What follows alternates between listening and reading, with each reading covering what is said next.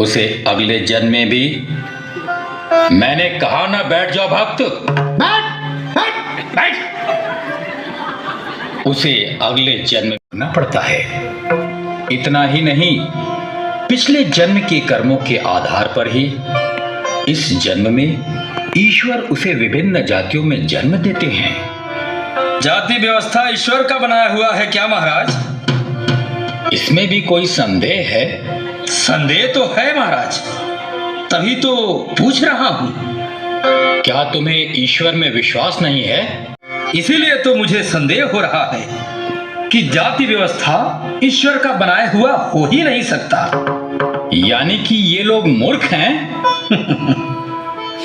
मैं क्यों कहूं कि ये लोग मूर्ख हैं? बहुत चालाक हो चिखुरी, तुम इन्हें मूर्ख भी कह रहे हो और ये भी कह रहे हो कि मैं क्यों कहूं कि ये मूर्ख हैं। अरे तुम अपने आप को बहुत बड़का विद्वान समझते हो का रे? तुम जाओ यहाँ से और हम लोगों को महाराज का प्रवचन सुनने दो। अरे भाई, आप तो नाहक ही नाराज हो रहे हैं। भला मैं कौन होता हूँ आप लोगों को प्रवचन सुनने से रोकने वाला? मैंने तो महाराज से वास्तविकता जानने के लिए प्रश्न किया है। तो यह सदियों से क्यों चली आ रही है? माफ करना भाई, सदियों से हमारा धर्म चला आ रहा है, जाति नहीं। कुछ स्वार्थी लोगों ने अपने स्वार्थ की पूर्ति के लिए जाति को जन्म दिया है। अरे मूर्ख, तू हमें धर्म सिखाएगा? धर्म के बारे में तुम्हें कुछ पता भी है? बिल्कुल पता है महाराज। धर्म मनुष्य को जोड़ता है और जाति मनुष्य को तोड़ता है महाराज। अरे चखुरिया, तुम ऐसा कैसे कह सकते हो रे? अगर ऐसा नहीं होता तो ये दुखी चाचा यहाँ इतने दूर नहीं बल्कि आप लोगों के साथ बैठे होते। तुम्हारी बुद्धि मारी गई है, जा यहाँ से। अरे चिखुरी बेटा, तू काहे उठपटांग बोलता रहता है? चाचा, मैं उठपटांग बोलते तो क्या तुम सत्य को झुठला दोगे, सूर्य को चांद बना दोगे? क्षमा कीजिएगा महाराज, अभी अभी आपने सूर्य की बात कही, तो एक बात बताइए, आपके आंगन में जो सूर्य की किरणें आती हैं और जो दुखी चाचा के घर में सूर्य की किरणें आती हैं, वे दोनों किरणें एक सूर्य की होती हैं या दो सूर्य की महाराज? अरे मूर्ख, सूर्य भी कहीं दो होते हैं? सूर्य दो क्यों नहीं होते महाराज? क्योंकि ईश्वर ने सूर्य को एक ही बनाया है। ठीक वैसे ही महाराज, इंसान को ईश्वर ने एक ही बनाया है।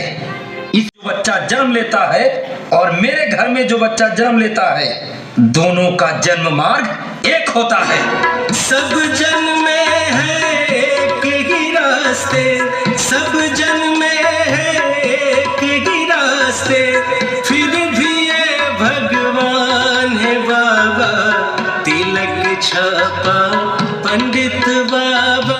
मैं कब से तुम्हारा बक बक सुनते जा रहा हूँ। टंडी हट, ये हरामखोर ऐसे नहीं मानेगा। दुर्गा भैया, तू रुक जा, मैं इसे समझा दूंगा। यह लड़का है ना, इसको धर्म कर्म के बारे में क्या मालूम? का है तो लड़के की तरह रहे, लड़का बनने की कोशिश ना करे। हाँ? चिखुरी बेटा, तू चला जा यहाँ से, नहीं तो पंडित जी नाराज हो गए तो हमारा साइज सगुन बिगड़ जाएगा बेटा। अरे चाचा, भले सत्य है वो सत्य ही रहेगा। हाँ बेटा, सत्य तो सत्य ही रहेगा, लेकिन तू अभी यहाँ से चला जा, नहीं तो तुम्हारे भाई की शादी रुक जाएगी। अरे चाचा, तुम कब तक इन पाखंडियों की गुलामी करते रहोगे? अरे ऐसा नहीं बोलते बेटा, इनके रूप तो देखो, फूले फूले गाल, तेज भरी आंखें, रोरी और चंदन लगाकर बाबा तो साक्षात दिव्य मूर्ति दिख रहे हैं। ठीक है, दिव्य मूर्ति का दर्शन करके अपना लोक परलोक सुधारिए, मैं तो चला। महाराज, इसके कहे का बुरा मत मानिएगा, ये तो मूर्ख है, नादान है, ना समझ है। उधर बैठ जाओ, पहले इनका काम कर लूं, फिर तुम्हारी सुनूंगा। ठीक है महाराज, आप तो हमारे उद्धारक हैं। हाँ तो बोलो रामराज, कैसे आना हुआ? गृह प्रवेश का साहित्य निकलवाना है महाराज। अच्छा अच्छा, कब का निकाल दूं? जितना जल्द हो महाराज।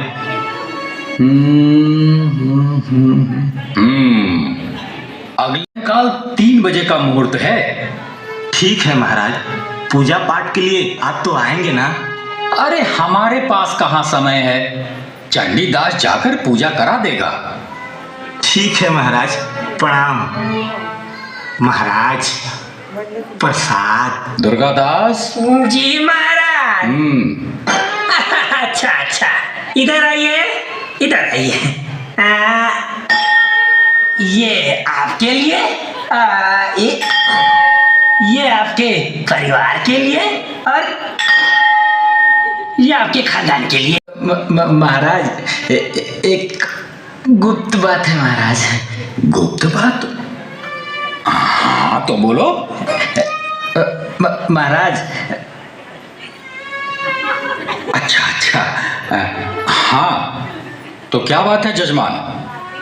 महाराज आपके दर्शन के लिए आए हैं महाराज। तो हो गया ना?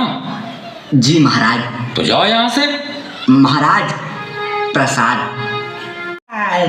प्रसाद? इधर आइए, इधर आइए।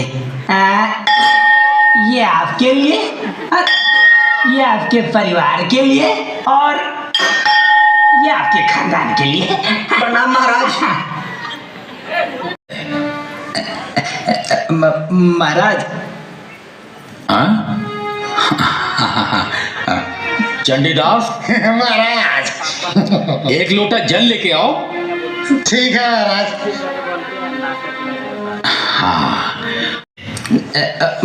महाराज। अरे उसकी चिंता मत करो, वो अपना आदमी है। अच्छा अच्छा, बोलो क्या बात है?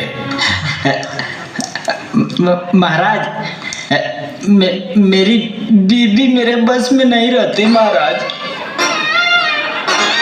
महाराज